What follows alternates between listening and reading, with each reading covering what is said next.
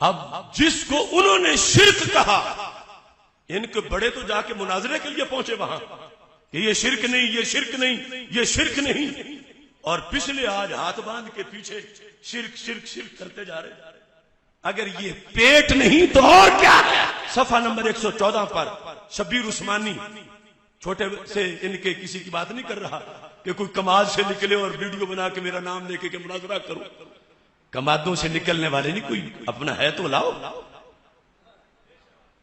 شبیر عثمانی فرماتے ہیں کہ ہم جمیعت العلماء کی طرف سے مکہ معظمہ گئے تو سلطان ابن سعود سے بات ہوئی۔ میں نے کہا آپ نے اہل طائف کو مباح الدم کیوں قرار دیا؟ شبیر عثمانی نے کہا ابن سعود کو مباح الدم کہ ان کو قتل کرنا جائز ہے طائف والے مسلمانوں کو، مباح الدم ہے، بیویاں کی چھین لو، یہ مشرک ہو گئے، ان کو تم نے مباح الدم کیوں قرار دیا؟ سن رہے ہو صاحب؟ یہ ان کے ایک محدث مفتی رشید احمد کی کتاب ارشاد القاری الی صحیح البخاری تحقیق شرک مضمون ہے، اس کے تحت اس نے لکھا کہ ہمارے شبیر عثمانی صاحب گئے مناظرہ کرنے اور عام بندے سے نہیں ملے کہ کسی منہ توے سے مل کے آ گئے ہوں، ابن سعود سے ملے، اور ابن سعود سے انہوں نے بات کی کہ تم نے اہل طائف جو مسلمانوں کی اولاد، صحابہ کی اولاد، سیدوں کی اولاد، ان کو تم نے مباح الدم کیوں قرار دیا؟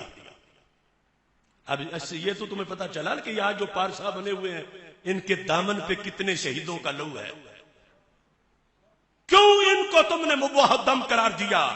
انہوں نے جواب دیا کہ وہ قبروں کو ایسے سجدہ کرتے ہیں جیسے صنم کو کیا جاتا ہے، لہذا کافر اور مباح الدم ہیں۔ یہ جواب دیا کہ وہ قبروں پہ جاتے ہیں اور پھر ساتھ کا سجدہ کرتے ہیں، سجدہ کرتے ہیں۔ حالانکہ امام احمد رضا بریلوی نے زبدہ زکیہ کے اندر واضح لفظوں میں اتنے دلائل دیے کہ ہمارا مسلک اہل سنت کا قبروں کو سجدہ کرنے نہیں ہے۔ بہرحال اس نے یہ ان لوگوں کے لحاظ سے بات کی جو انہوں نے لکھی، تو شبیر عثمانی کہتا ہے میں نے کہا اب جو شبیر عثمانی نے کہا آج کا دیوبندی کیوں بھول گیا؟ اگر پیسوں کا چکر نہیں تو پھر کیا ہے؟ دینکم دینارکم، دینکم ریالکم۔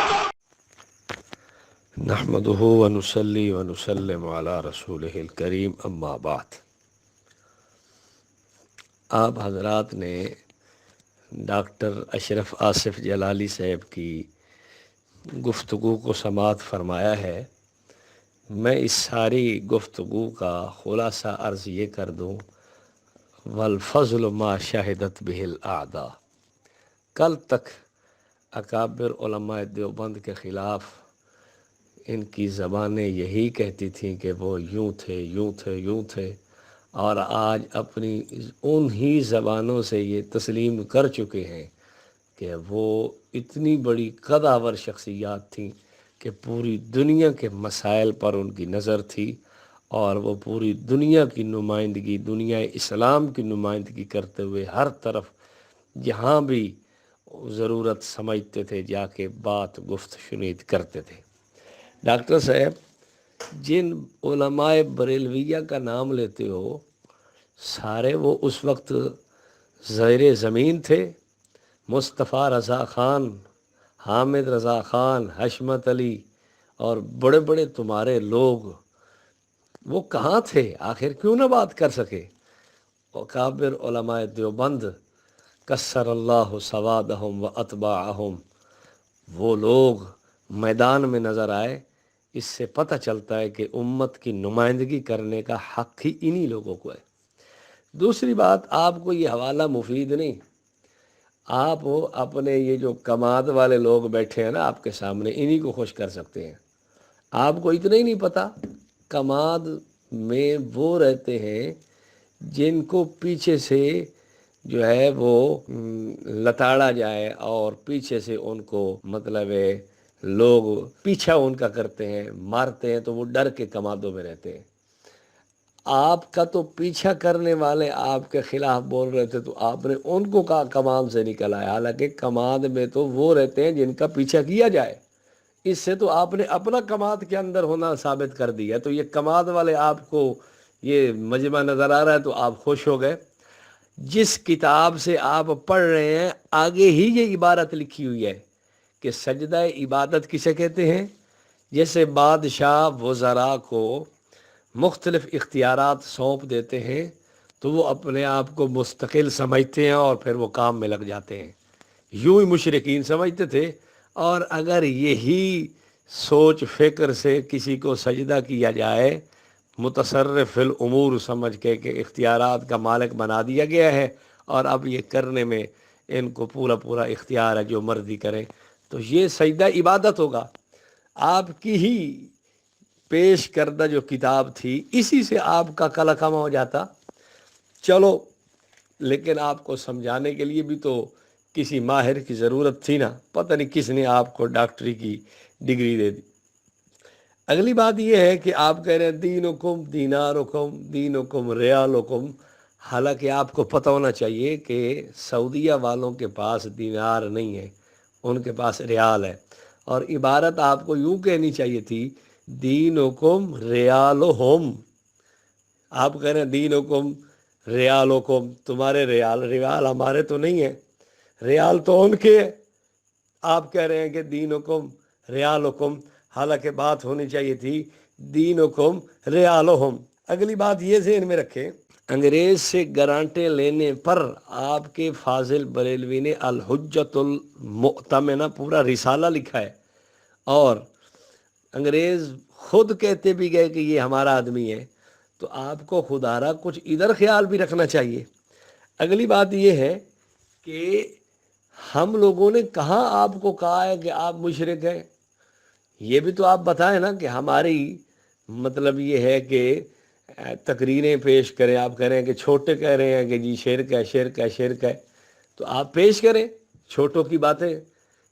مولانا ڈاکٹر صاحب، آپ تھوڑا اپنی اداؤں پہ غور فرمائیں، آپ کو مشرک آپ کے گھر کے لوگ کہہ رہے ہیں۔ یہ میرے سامنے کتابیں، اور آخر میں اس کے آپ حوالے بھی دیکھ لیں۔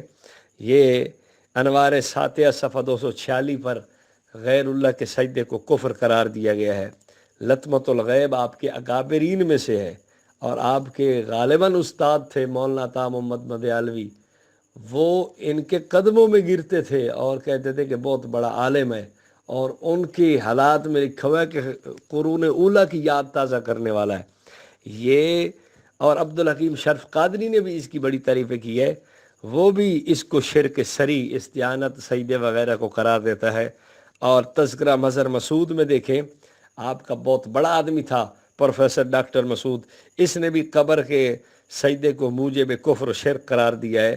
دلیل المشرکین مولانا احمد دین بغوی، یہ صفحہ 145 ہے، اگر اس کو آپ دیکھیں تو انہوں نے بھی یہ لکھا ہے کہ یہ مولانا احمد دین بغوی صاحب رحمۃ اللہ علیہ، ان کو آپ کے علماء نے تذکرہ اکابر علماء اہل سنت میں اپنا شمار کیا ہے۔ تو یہ بھی کہتے ہیں کہ بعض نے فسق قرار دیا ہے اور بعضوں نے غیر اللہ کے سجدے کو کفر قرار دیا ہے، دیکھ لیں۔ اور یہ مناقب سلطانی دیکھیں، اس کے صفحہ، اس کا حصہ 2 میں صفحہ 142 ہے، اس میں بھی صاف لکھا ہے کہ دربار کو سجدہ کرنا شرک ہے۔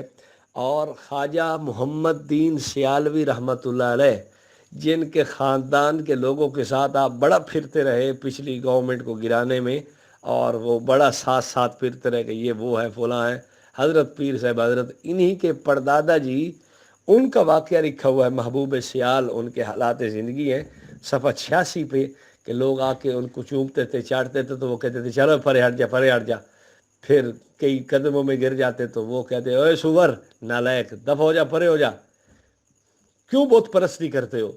تو اب غیر کے سجدے کو، پیروں کے سجدے کو بت پرستی تو وہ قرار دے رہے ہیں۔ تو میری آپ کو گزارش یہ ہے کہ ایک آپ سیمینار ان بزرگوں کے خلاف بھی لکھیں اور ان کے بارے میں بھی وہی کہیں کہ ان کا دین، ان کے جناب جی صرف پیسہ اور جناب صرف ریال سعودیہ والوں کے پیسے پہ ان لوگوں کی نظر تھی۔ ویسے ایک بات کا میں آپ کو اور بھی تھوڑا سا اشارہ دوں گا، مولوی احمد رضا نے فتاوی رضویہ کی 22ویں جلد زبدۃ الزکیہ غالباً صفحہ 459 460 پر 13 حوالے فقہا کی کتابوں کے دیے ہیں، جس میں مطلقاً سجدہ کو اور بعض میں صراحتاً یہ بھی لکھا ہوا ہے کہ سجدہ تعظیمی بھی شرک ہے، کفر ہے۔ اب میں آپ سے پوچھتا ہوں، آپ نے ان کے بارے میں کیا بات کی ہے؟ ہمارے علماء نے آپ کو مشرک اس طرز پہ تو نہیں کہا کہ آپ سارے مشرک ہیں، آپ یہ قبروں پہ جو سجدہ کر رہے ہیں، سجدہ تعظیمی کر رہے ہیں یا جو کریں سب مشرک ہیں، ایسی باتیں ہم نے آپ کو کہاں کی ہیں۔ لیکن ہم سمجھتے ہیں کہ آپ سجدہ تعظیمی نہیں سجدہ تعبدی کر رہے ہیں، تو پھر آپ کو مشرک کہیں گے بھی صحیح، اور جب سمجھیں گے کہ نہیں سجدہ تعظیمی ہے تو پھر مشرک نہیں کہیں گے۔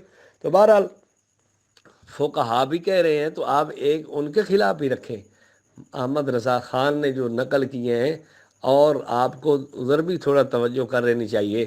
اگرچہ اعلیٰ حضرت آپ کا نہ مانے، لیکن فقہا کی بات تو نقل کر رہا ہے نا، تو میری گزارش یہ ہے کہ ذرا اس کو بھی آپ ملاحظہ فرمائیں اور حق گفتگو کرنے کی طرف آئیں، دجل و فریب کا مظاہرہ نہ کریں۔ صرف آپ کو شوق ہے نمبر بنانے کا، جیسے علامہ آپ کے خادم حسین رضوی صاحب نے بھی کہا تھا کہ موصوف کو نمبر بنانے کا شوق ہے، اور اس کو کچھ نہیں ہے۔ اللہ تعالیٰ سمجھ کی توفیق نصیب فرمائے۔